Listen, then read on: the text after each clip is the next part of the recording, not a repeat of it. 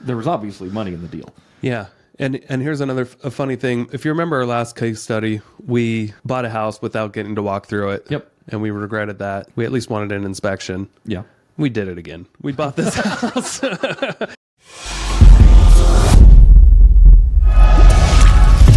You're checking out the Investor Shed podcast with Nick Beveridge and Jeremy Kitchen. They're on the path to financial freedom and they're taking their community with them. Stay tuned for the best free real estate investing advice on the internet.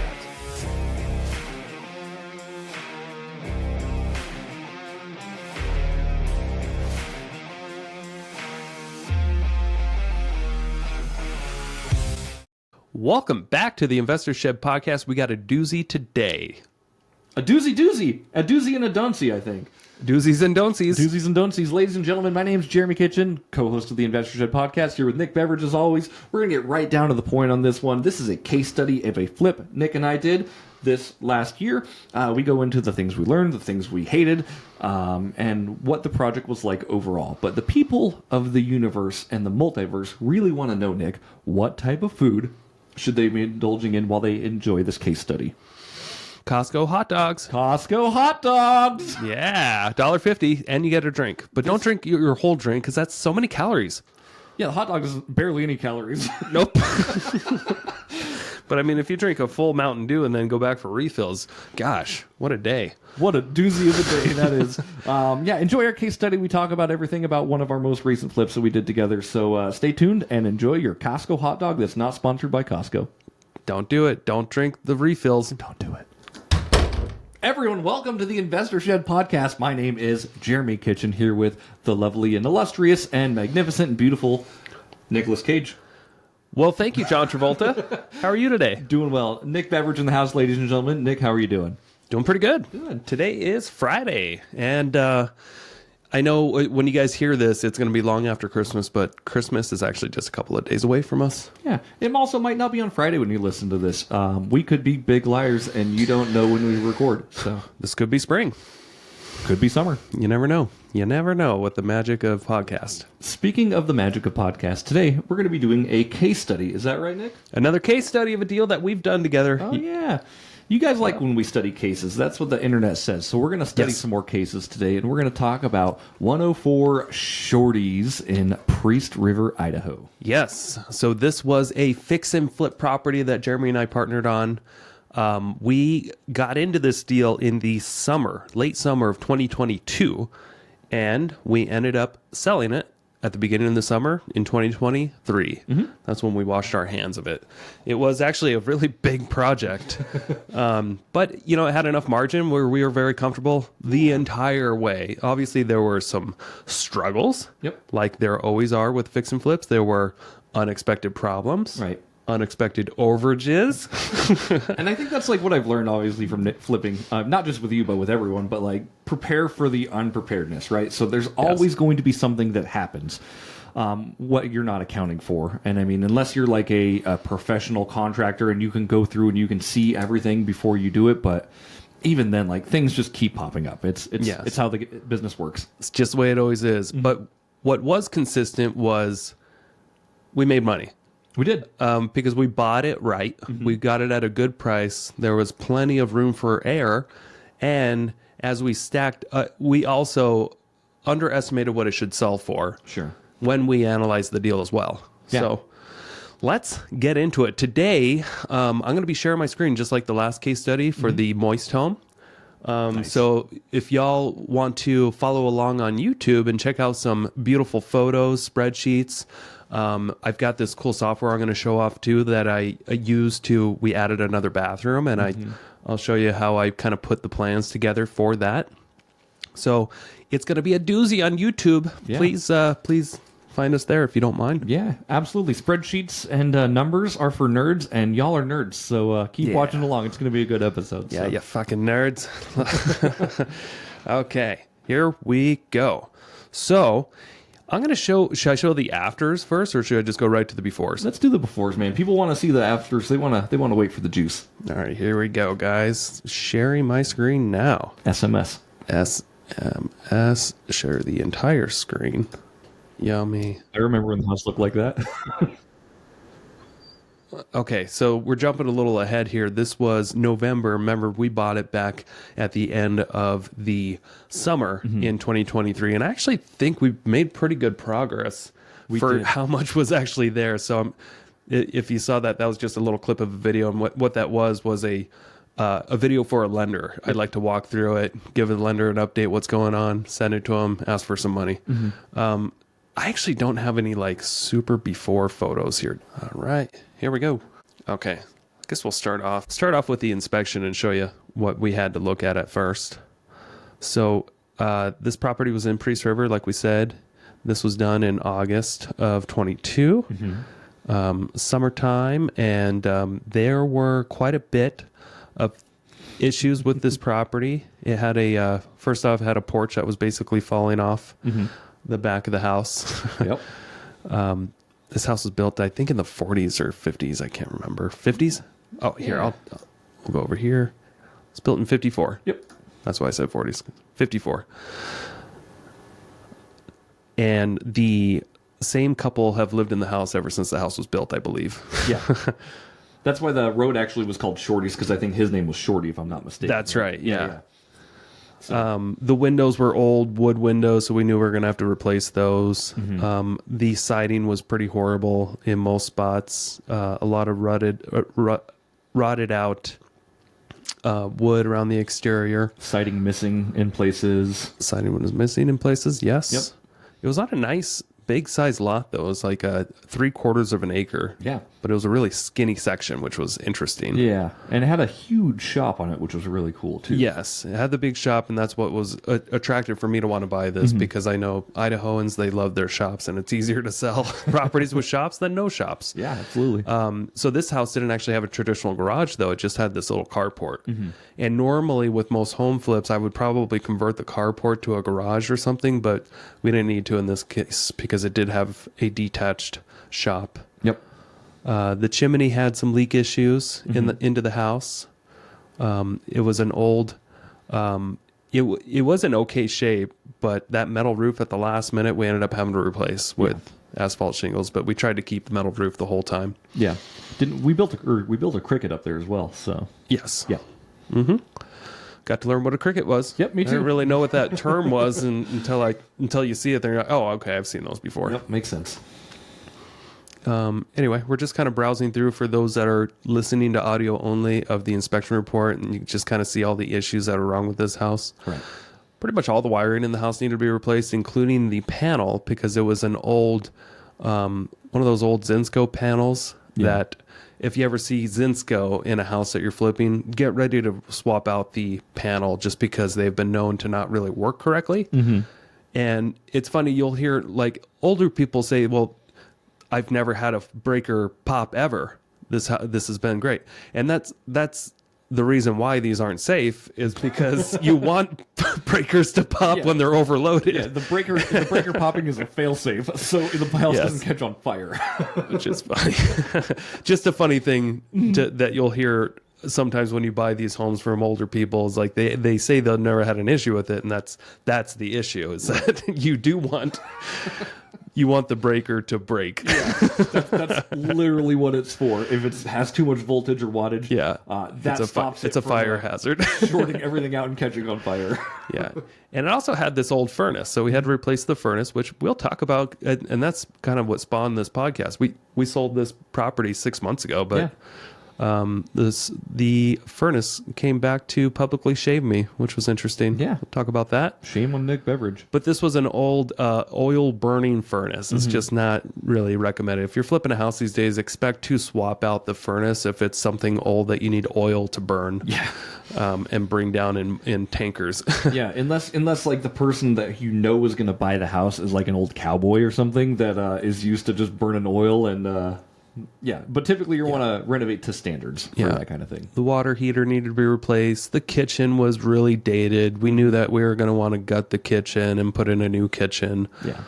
Because it was too choppy. You couldn't just with this kitchen just,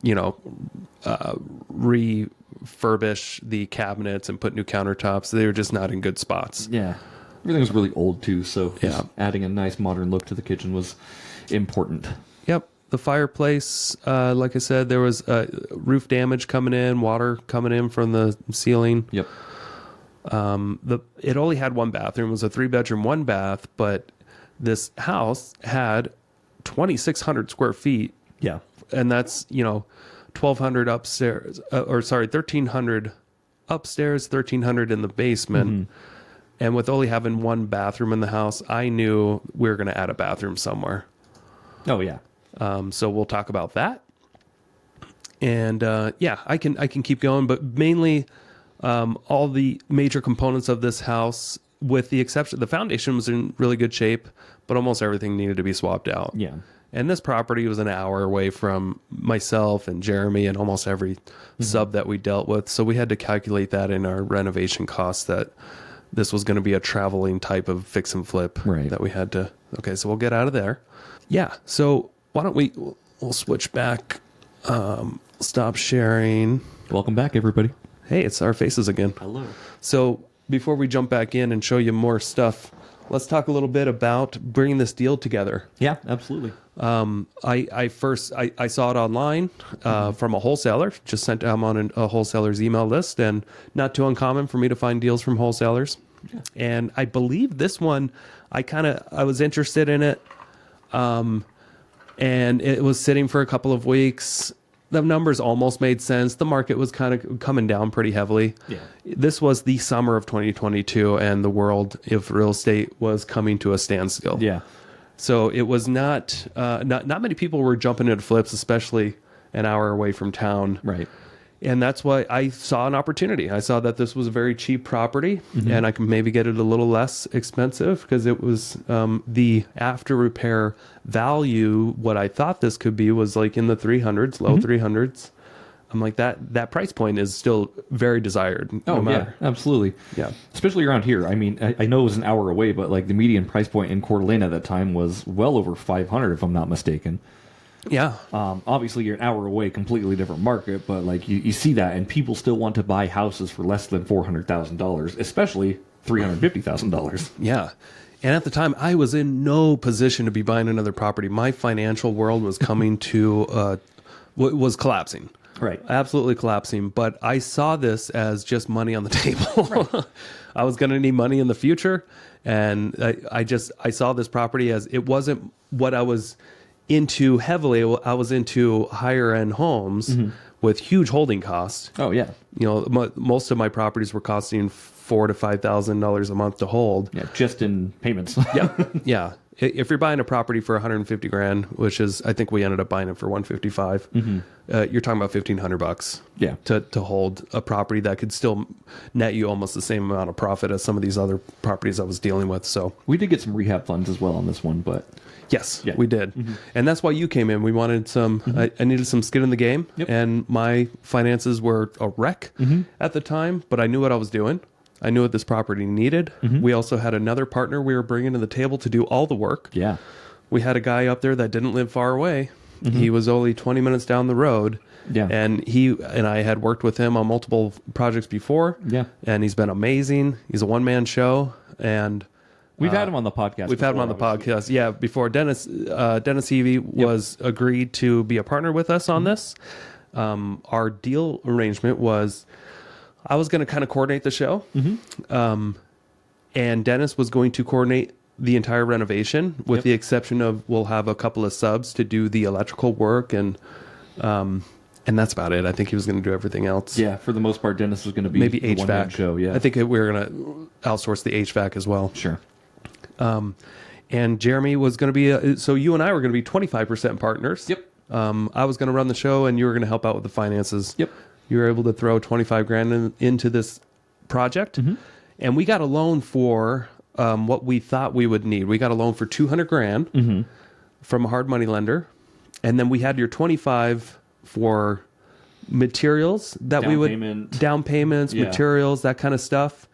That way we wouldn't really need any extra cash in between waiting for draws. Right. So we got a loan for $200,000, even though we purchased the property for $155,000-ish. Right. But we knew you need money to get the project going. You need money to make payments. You need money to get insurance. You need money to pay subs right away. Right. And then we'll try to collect that. We were going to try to do the whole renovation for that 50,000 or so that was sitting in holdback funds, and that was going to be used, since we had a contractor who was a partner of the deal. It was just going to be used for materials, Right. and subs, so it was going to be enough. Yeah. And what's nice about that, like Nick kind of touched on as well, but like when you're working with hard money lenders, like they will more than likely, most of the time, if the deal makes sense, they'll give you rehab funds, right? Most of those come in the terms of draws. So, you know, the 25,000 that I put on the table just helped us get basically the rocket fuel to get off the ground. Yes. So just before I got this property under contract, I did negotiate with the wholesaler just a little bit. I think they were listing it for 160. My quick math made sense at 150, and I was being ultra conservative with the after repair value. I figured, hey, a property like this out in this town, it should sell for at least 300 grand. Multiply that by 0.7, subtract 50 grand for renovation. We're at 150. Yep. And that's what I made an offer for. And they came back to me. They wanted to work with me because I was the only one that made an offer on this property. Right. But they can only squeeze another 5 grand, which I was fine with. Sure. Better than nothing. Yeah, because 5 grand to me split, that was basically, it was less than 2 grand on my end, less than 2 grand for you, less than 2,500 or about 2,500 for the contractor. And we were looking to make, a total, what was it? 80 to 100 grand. Yeah, something like that. And that was the original plan, right? That was the original plan.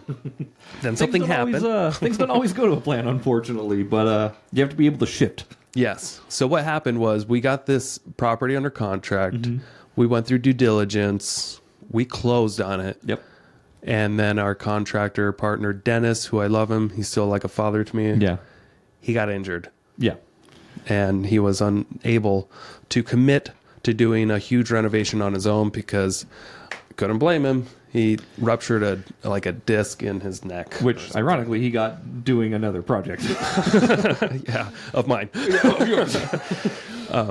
Putting in tile. Yeah, all good. But, things happen, like Nick says. And, it was unforeseen circumstances, unfortunately. Like, I remember we closed on it, and I was so excited to just get started on this deal. Yeah. And I think it was like a day after that Dennis got hurt. It was right after or we closed as soon on as it. you signed that paper, I think he called you. It was very close. Yeah. So it wasn't the end of the world because Dennis was going to be a 50% partner, which means that half of the profits were going to go to him. Right. But that's what we wanted to do. Sure. We've worked with him before, and it was worth it to us. But we had to have another plan now because now we closed on this property, and we only had $45,000 to do like $100,000 job. Yeah. When you figure in labor. And I'll say this too, like Nick and I are okay at renovating houses. Like we can like fumble our way through it, but there's no way in hell that we could have done that. Like that was just way too much work for what we were trying to do. Like you weren't even trying to work on the property. No, I had way more to do Right. with my time. Yeah. I was overloaded at the time anyway. I could not dedicate my time to drive an hour away to work on a project, $100,000 renovation that needs multiple people to work on it for a couple of months. Yeah. That's just wasn't an option. So we had to find an alternative contractor. Yeah. Going into the fall of 2022, who did we find? We found none other than my father-in-law, who Yeah. was just so happened to be looking for a little tiny project before he went on vacation down to Arizona. A little teeny tiny project. The timing worked out perfect. Yeah, didn't the it? timing worked out perfect. I wish he could have stayed longer, but we did get him for, I think, about a month while he lived there, right? So part of the terms were he's not going to be a partner in the deal. We were just going to be paying him outright. Yeah.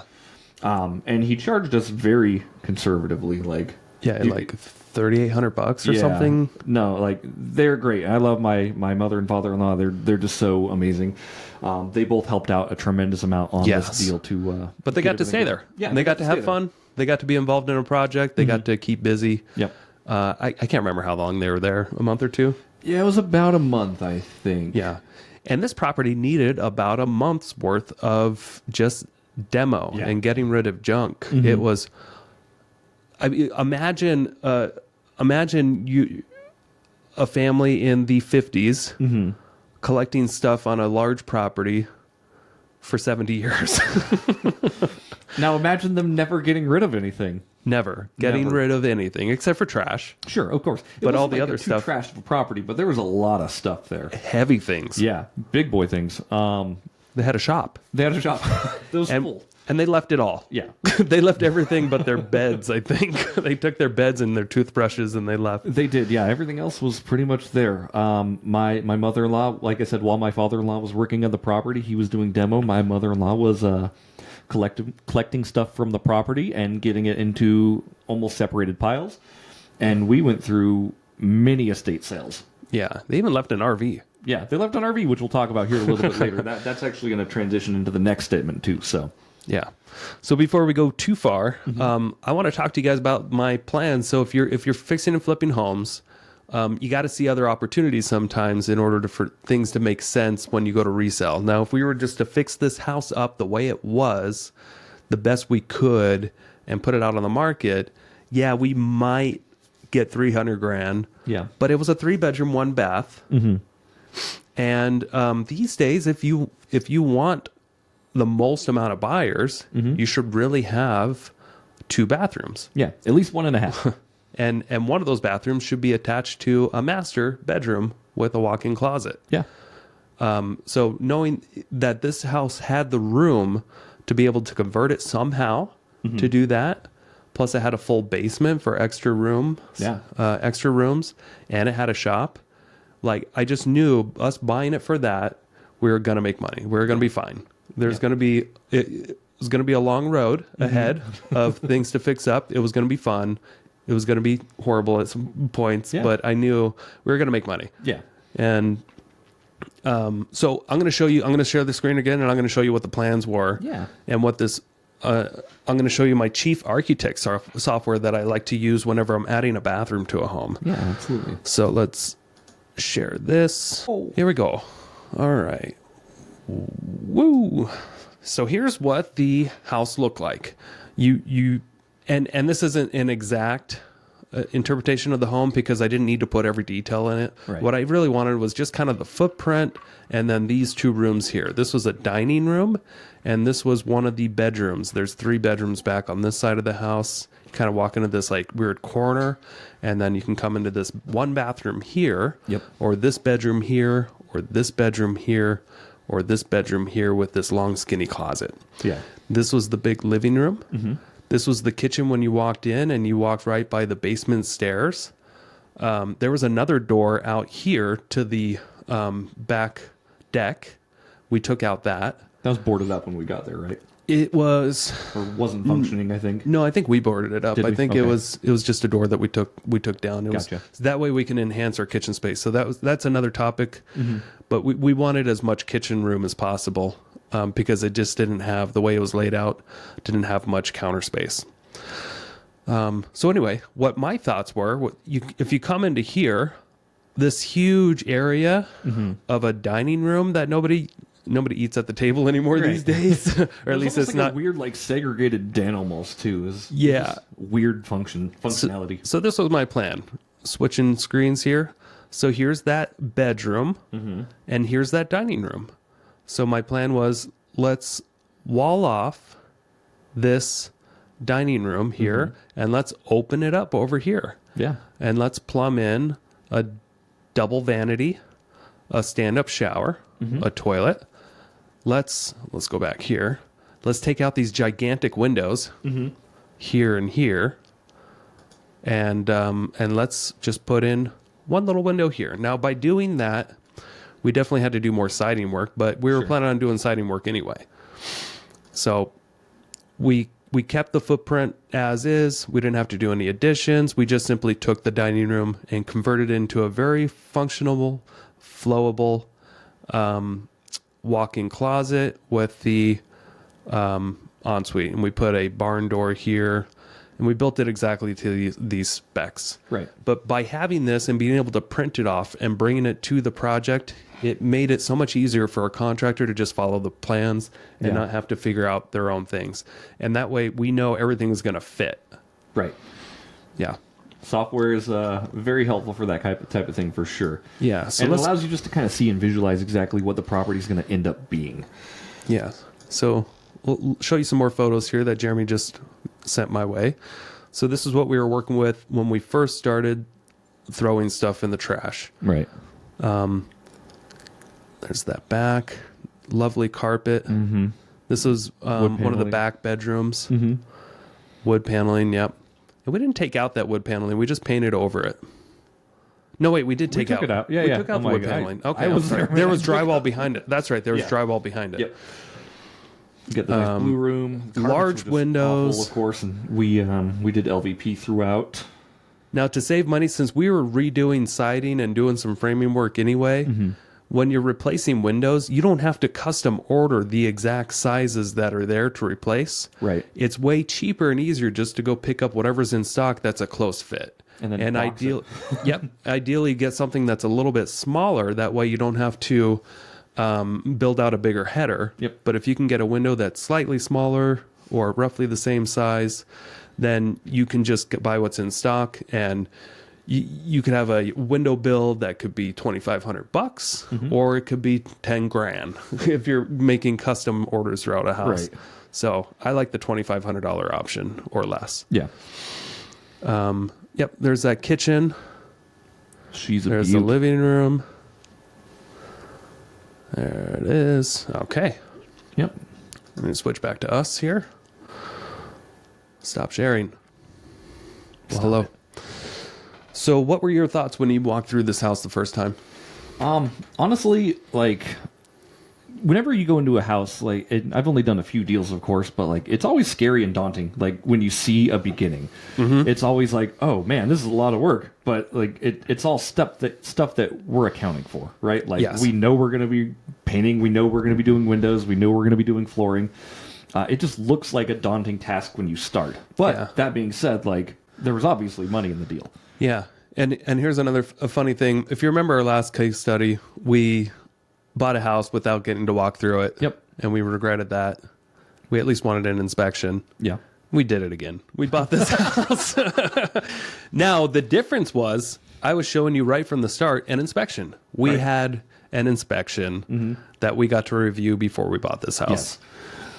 A lot better to have, in my point of view, to have an inspection than for even me to walk through it, because they're going to point out everything that's wrong with the property. That's their job. Yeah. And like I said, like it was daunting when you walk into the property and you see everything wrong. Especially if you're newer at this, like, you look at these inspection forms and you almost start to panic because you're like, I'm going to have to fix all this stuff. Wrong. You do not have to fix all that stuff. No. They're just pointing out everything. They're just pointing out things that are wrong, and That you the can choose to potential fix defect. or don't. Right. But saying that, like I said, like, obviously it's daunting when you walk in. This was far less daunting than Violet, for sure.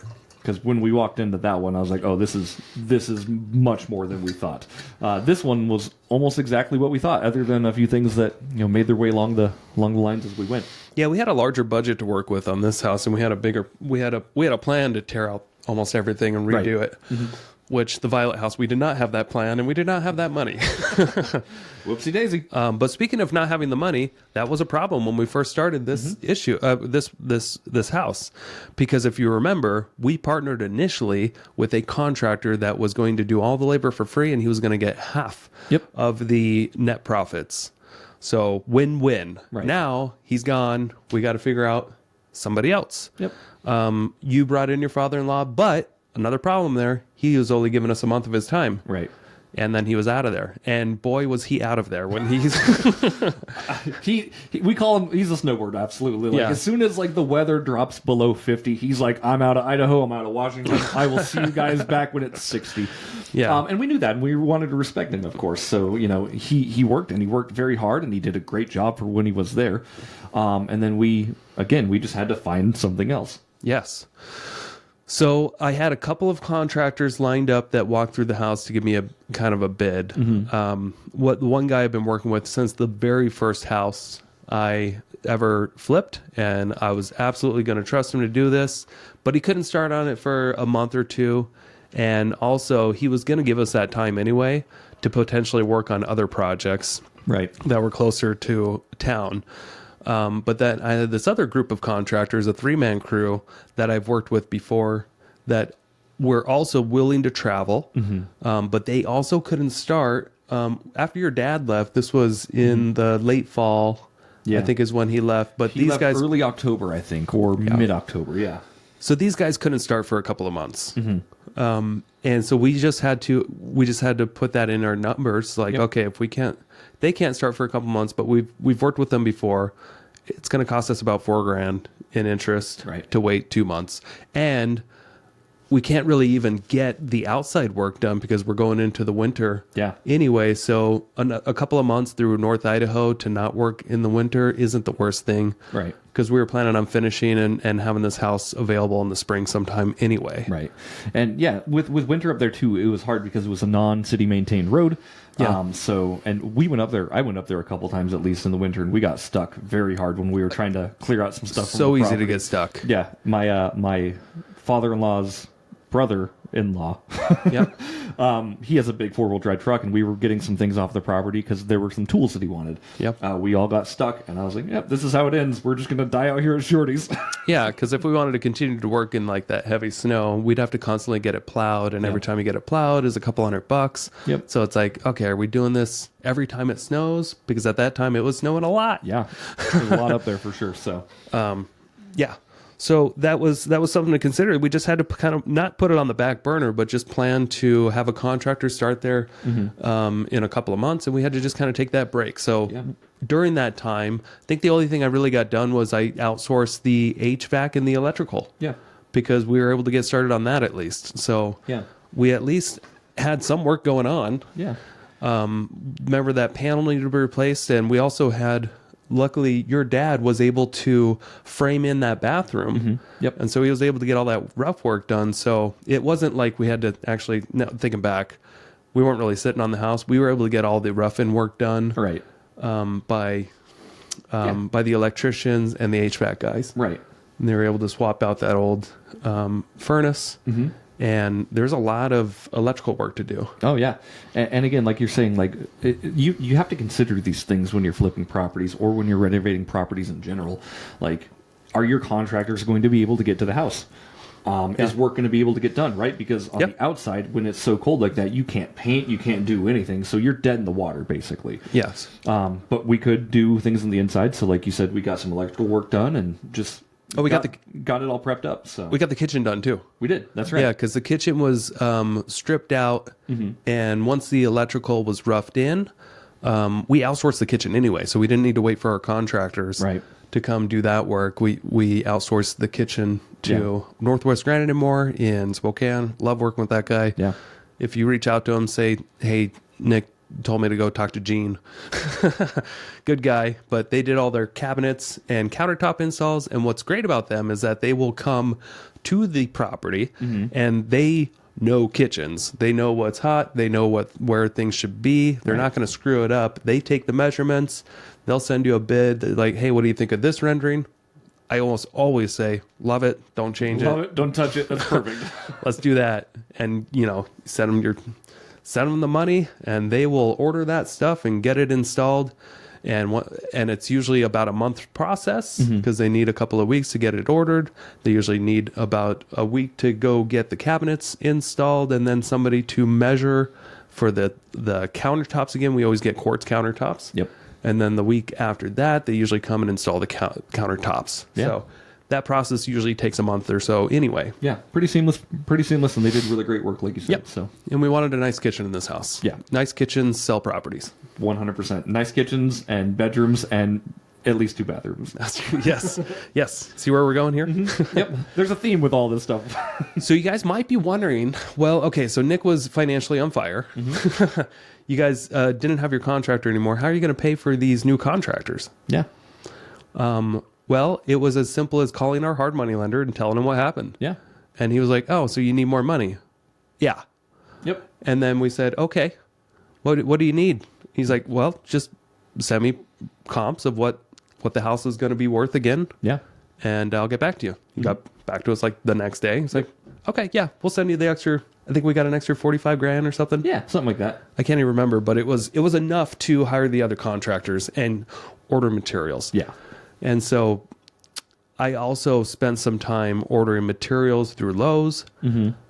Tried to get almost everything in advance for these contractors to be delivered by Lowe's, so that when they got started, they didn't have to ask for much, and they can just start going to town. And the nice thing about renovating a property with a garage or a big shop, which you don't always get that luxury. No, you don't. I flipped so many houses in the past where we don't have a garage. Right. Or we don't have, a shop or something like that to store materials. So you just kind of have to take up a whole room in the house for all the materials or something like that. Yeah. But it's nice to have a shop and everything could just be kind of delivered and then just used as needed. Right. And it was nice, I'm sure, for the contractors too, like having a big space so you're not clunking up their actual workspace. Yes. Right? It's huge. It's huge. Because it starts to get clunky in these environments. You said we got 2,600 square feet, but if you divide that by 2, because we left the basement unfinished, you've got 1,300 square feet of usable space. And when you have flooring and paint and walls and everything and drywall, it takes up a lot of room, man. Yeah. So it does. having that space was probably beneficial for us as it was for them.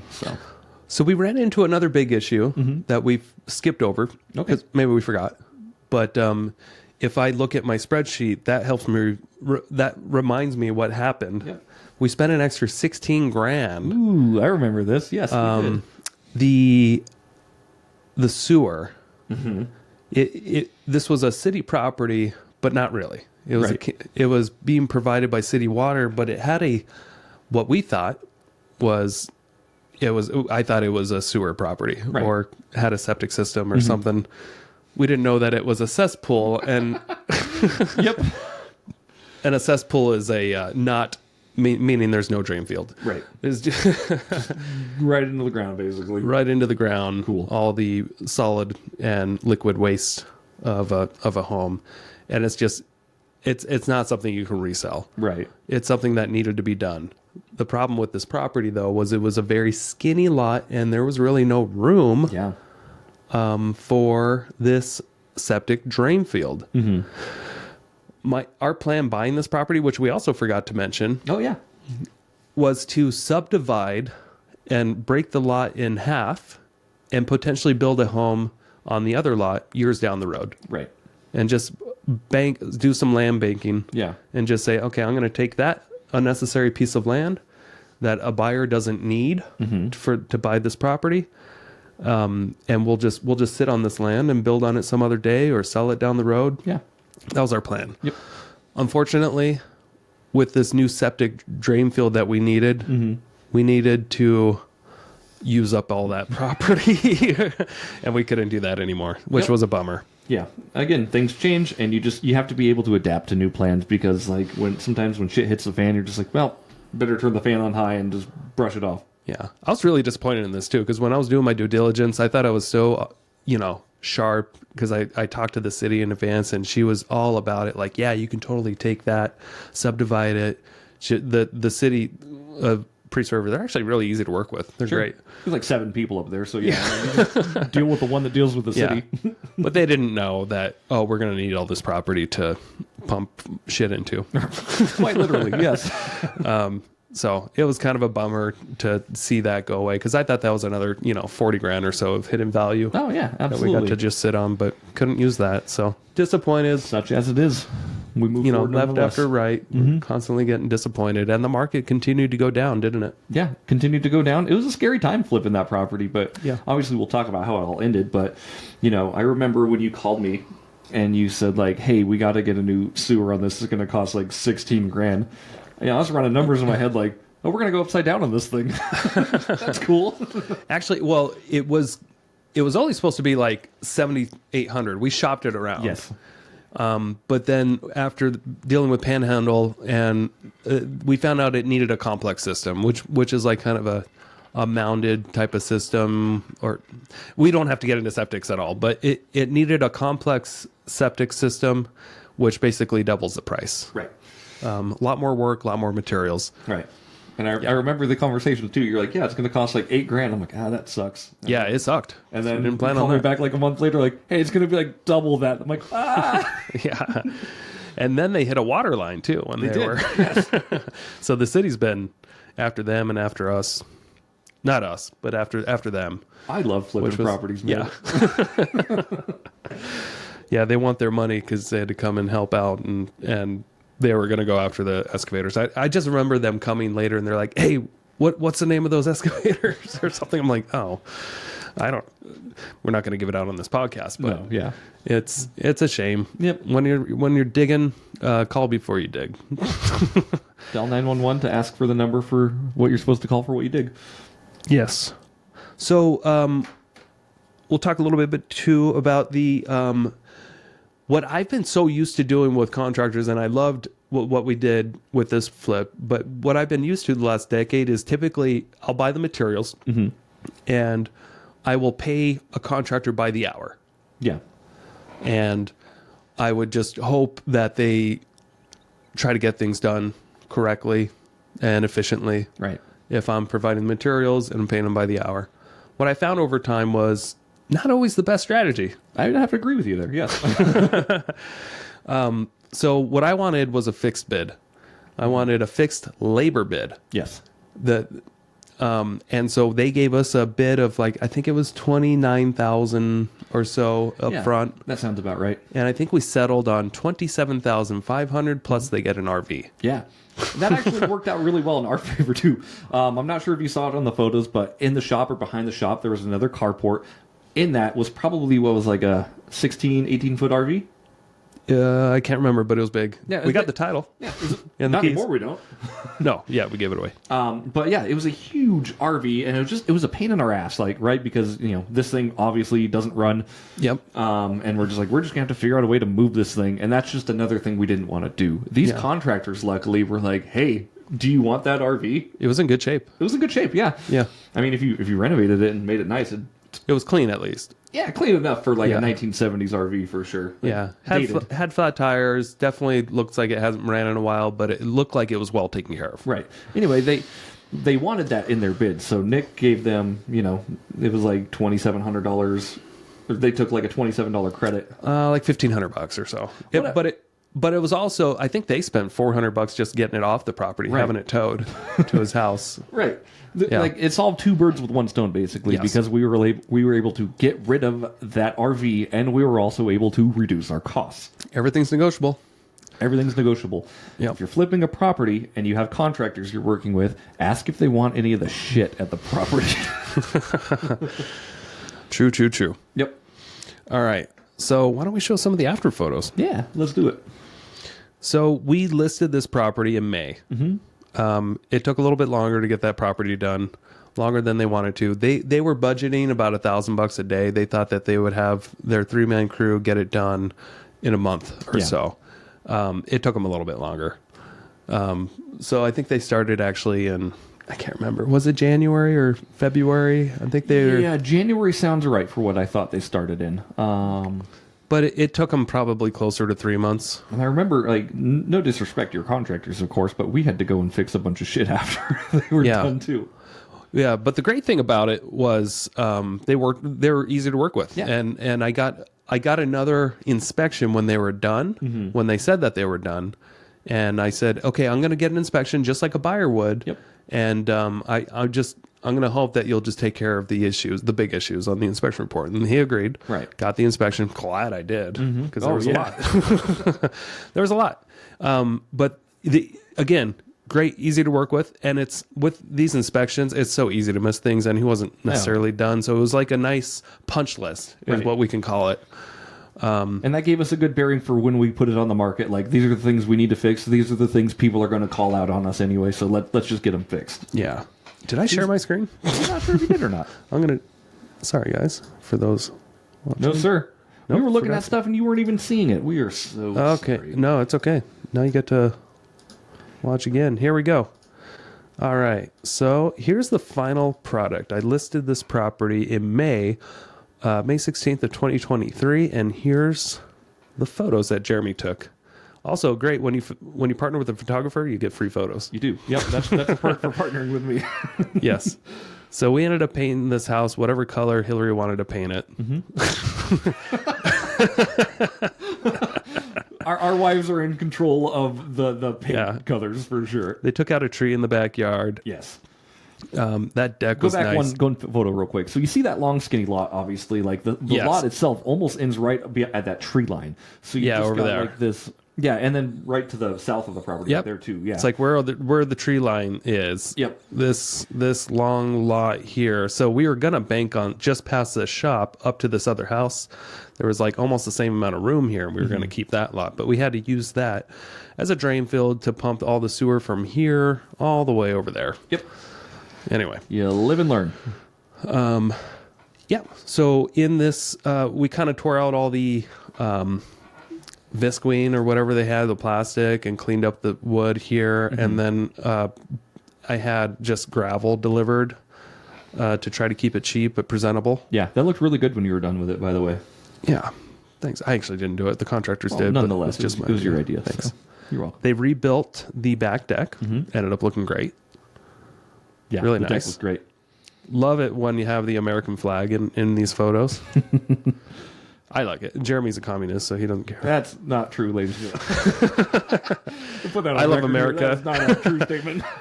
We staged the house. My wife is great at staging. We had staging furniture, and I'm 100% sold on your house will always show better, sell quicker, less flaws will be looked at when you stage a house. It's like having a cake without frosting. Yep. You want the frosting on there for people to love it. Yeah. And people love walking through stage homes. They love looking at staged photos. It really brings the house together. We kept the same. This was all the same. We just painted Yep. that fireplace, by the way. There's that kitchen new looks so kitchen. Kitchen looks great. We had, like I said, Northwest Granite do the cabinets and countertops. And it was a unique kitchen because it had this corner sink. And that's not always an easy feat to pull off. Was that originally there? I forgot. I think the sink was over here. That's right. Okay. But I always like to have a sink in front of a window. Yeah. Me, myself. So if you're washing dishes or something like that, you get to look outside at the kids playing or whatever. And then wish you weren't washing dishes. Yeah. Yeah. All right. There's that new master bedroom. So the room's the same itself, but there's that barn door going into the new bathroom, and there's your new walk-in closet. And that was where the old den was, or the old dining room was. Yep. So this was the brand new. Yep. This is where the dining room was. And I love just buying vanities like the all-in-one. You save a little bit versus if you use the same kitchen cabinets and countertops, sometimes that's just easy because the other contractors can get it done. Right. But it's kind of nice to just bring in a vanity that's an all-in-one piece. Yeah. To fit the space. That was because of the price point, we didn't need a tiled shower. Right. At this low entry point, the entry price point that we were at, it was fine to have an insert for the shower. We carpeted the bedrooms. That's something I like to do, is just to make things warm. Put carpet in the bedrooms and then use LVP for the main floors and the wet Unfinished areas. basement. Yep. Unfinished basement. There's that shop. Huge and shop. that's inside the shop there. We got to have our business meetings Yeah. with the leftover table and chairs. We spent a lot of time at this house, actually. Because we came back. Oh, you know what? We wanted to do a bunch of yard work. That's why we didn't want to list the property quite yet when they were done. We wanted to clean up, see this, because the yard still looked like garbage, but we didn't pay the contractors to do the yard. So myself and Jeremy and my wife, we actually came, and I think we spent a month just doing yard work because it was all torn up due to the new septic system that was put in. We laid some seed down. Hillary, your wife, did a fantastic job landscaping. We set up automatic sprinklers so that they would go off regularly. Here's that line, and I wanted to take this property for ourselves, Right. but it didn't end up happening. All good. All right. Yeah, there's the photos. share. So. Oh, why don't we get into the numbers here? Yeah, let's do it. So you're looking at QuickBooks, and this is a real time of this project, what's going on with the numbers. And as you can see, we purchased the property. Now, this included the 160. It included closing costs and stuff. So we didn't actually pay 160. We paid 155 plus closing cost. And then here's what we spent on everything else. You're going to see a partner split here. So Jeremy was actually paid through that. So our actual profit was larger. Yes. But this is for my books to show my accountant this is how much money I took home. Right. After everything. So we put this property on the market. Right over here on May 12th. Mm-hmm. And it went under contract pretty quickly within a few days. I think we had a lot of showings. I think we had multiple offers, didn't we? I don't remember on that one, to be honest. It's possible, but yeah. Let's stop sharing here. Go back. Welcome back to our faces. Hello. For those that are watching on YouTube, we appreciate you looking at our faces. Looking at our faces and also bearing with us as we do the screen share. Yeah. No, thanks. And hopefully like you're learning something, because there's a lot to be learned on this, like, right? We ended up making $60,000. Yeah. And we still had like we had a lot of problems pop up on this We had property. tons of problems. And the market was going down. Yes. We still made over 60 grand. Mm-hmm. Think about that, guys. Yeah. This is house flipping 101. You just buy right. Yes. It was a shit ton of work. I was out there way more than I wanted to. Same I had here. to come up with extra funds. Mm-hmm. I had to come up with more funds than what we got the loan for. Mm-hmm. But at the end of the day, we were fine because we bought right. Right. We got it at a great price. Yeah. We bought right, but we also had the same goal in mind of like let's do whatever it takes to make this thing work, right? Yes.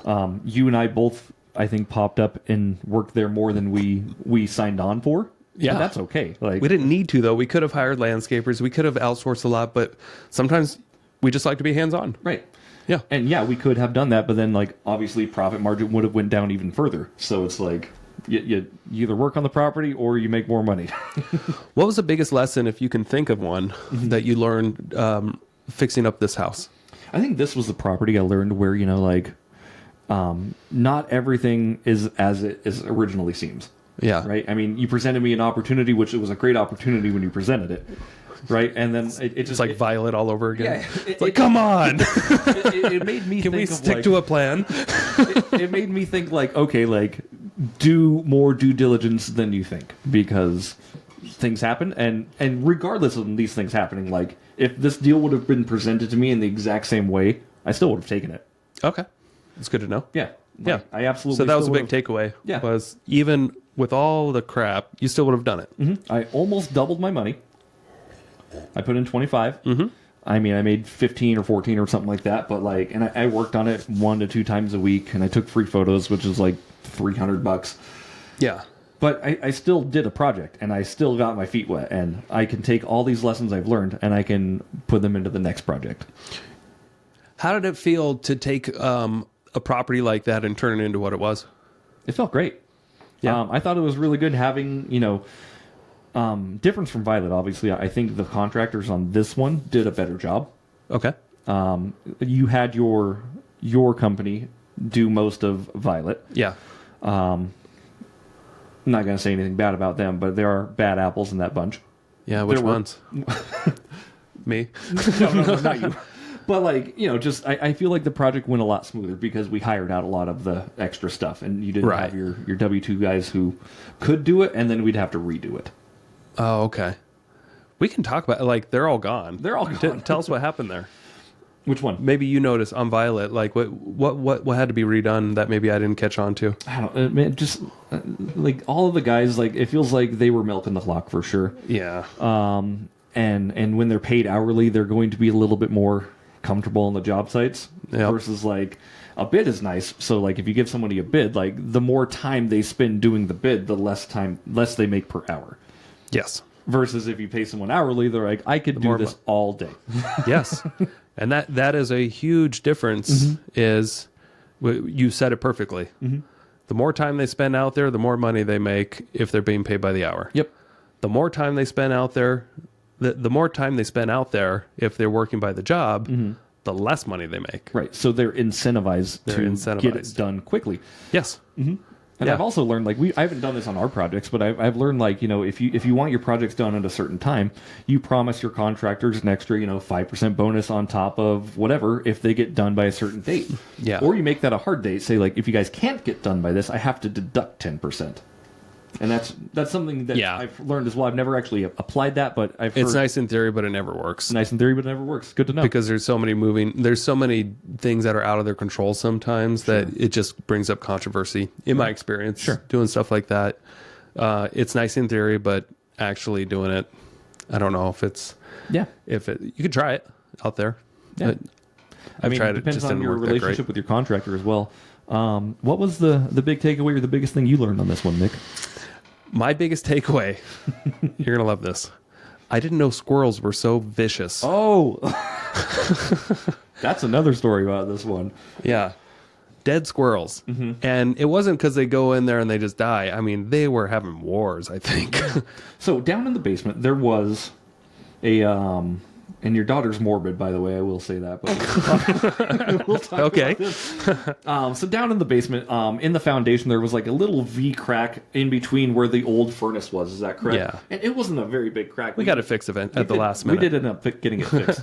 But I went downstairs one time and there was just a dead squirrel laying on the ground. And I was like, that's weird. And your daughter was down there with me because we were out there either doing landscaping or fix up. And she's like, can I hold it? No, you can't. She probably thought it was like a stuffy. I Or would feel like one. Yeah, maybe, possibly. And I get it. But I was like, you can't. I don't want you to touch that. Thank you for saying that to my daughter. But then, so we got rid of that one. And then I think we came back a couple days later to... no, we had showings on it. This is what happened. Oh, yeah. We had showings, and the feedback from the showing was, there's a lot of squirrels in this house. So we went to go check it out, and in one of the main bedrooms upstairs, it looked like a squirrel-like battle royal happened. That was the day that we were getting staging furniture out. Yes. We So sold the property. house. We sold it, and we're going to clean up, but we didn't have carpet cleaner on us. Why would you? You sold the house. Yeah, in one of the bedrooms on our freshly, brand new carpet, there was blood everywhere because one of the squirrel's heads got eaten off by another squirrel. Something I never thought I'd see, but... No, never thought I'd see that either. Yeah. So that's what I learned was squirrels can be vicious. When you put them in a house, and I don't know how they got upstairs, either through the vents or ducts or whatever, but like... Walked up the stairs. Probably walked up the stairs. That makes sense. Yeah. I don't know if we closed the door. I think they can squeeze under doors. More than likely. But yeah, squirrels are weird and pretty vicious for sure. Yep. So, and then while we were under contract with this buyer, we ended up, the roof was a real issue for them. Yeah. And they were it was weird. I'm trying to go back in my memory how we solved this issue. Oh, yes, I remember. So, creative idea for those that have a buyer that wants your property, but there's something about it that they just really want fixed. And they don't have the money for it necessarily to do it after the fact. And you don't have it in your budget to do it. You guys have already agreed to things. Right. There's nothing wrong with just upping the price. Yeah. And letting them get it in their loan and then doing the work. So this roof, we upped the price by $10,000 because they were getting bids for like 15 to 20 grand. I think it was, it was more than 20. I think it was over 20 because I think we saved them half. Yeah. And I knew what this roof would cost because I have a brother that does plenty of roofs, and I know what the materials are going to be just roughly. I remember it was like $3,000 or something like that, plus paying a crew. And this was an issue that almost killed the deal. But then I just brought up last minute, hey, why don't we just up the price 10 grand since you don't want to spend 20 grand after closing? You can wrap most of it into your loan since you're getting an FHA loan with blah blah blah blah. Yeah, and it should appraise just fine, and then we'll just get the roof done, and then you can have your appraisal. And we had the roof done like within a few days. Yeah, that went quick. And I remember it cost to us about $8,000. It was short of $9,000. Sure. So we actually made money. Right. By giving them a new roof. Yeah. And that's a huge takeaway. You don't always have to lose money making concessions to buyers. Yeah, everything's negotiable until you're absolutely closed. That was a lesson for me because prior to that, I have always lost money making concessions to buyers. Sure. This was a time where I felt like, hey, this could be a win-win. We can make a little bit of money. We don't always have to lose it. Right. And we can give them what they want. Yeah. They wanted a new roof. They got a new roof. So And what they wanted was less money out of their pocket, and their loan paid for it. right. Yeah. Yeah. No, that's a really great point, Nick. Like I said, everything's negotiable until you're actually closed. So you don't have to give it up from your pocket. You can have it be an equal opportunity thing. And for Nick's sake, like, you having a brother who did roofs was a big help. If you didn't have that resource, might have fallen apart.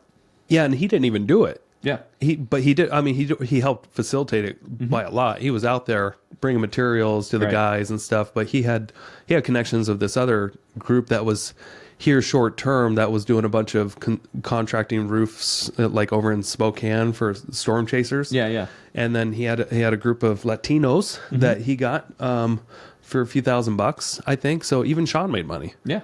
Right. So it wasn't a waste of time for him too, because he spent a couple of days out there, pulled him from other jobs, and we all made money. Right. That's the We point made of money this on the business. deal. Sean made a little money. The Latino group made money. Everybody was happy. Yeah. There was seriously no one that lost in that. Yeah. Yeah. That's the perfect situation of the perfect storm. Everyone made money, and everyone was pretty happy, I think. So. Yeah. All right. So that's it, guys. Yeah. That was a fix and flip in the box. Yeah.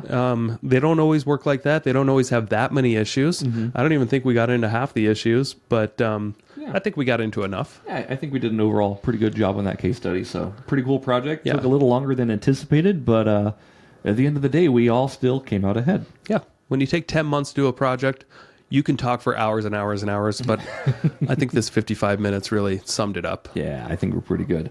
So yeah, we'll kind of take this out of here. And again, thanks so much for watching and listening. If you watched on YouTube and you enjoyed the spreadsheets, please let us know. Yeah. Also, if you listen on Apple Podcasts or Spotify, please leave us a 5-star review and a nice little comment that will just help our gingerly loving souls make more content. So Yeah. Speaking of content, we have a marketing expert coming soon. I think it's next week. Yep. The next podcast that drops after this.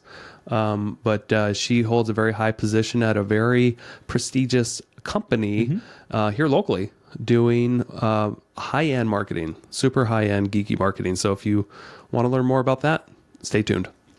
thanks, everybody. See you We'll next later. week. Bye. Thank you so much for checking out the Investor Shed podcast. If you enjoyed your time, make sure to leave a 5-star rating and review on Apple Podcasts and Spotify. Follow along on YouTube, TikTok, and Instagram at The Investor Shed for shorts and promos about each episode. Do you want to be a guest or know someone who has great real estate investing advice and stories? Reach out to us at theinvestorshed@gmail.com.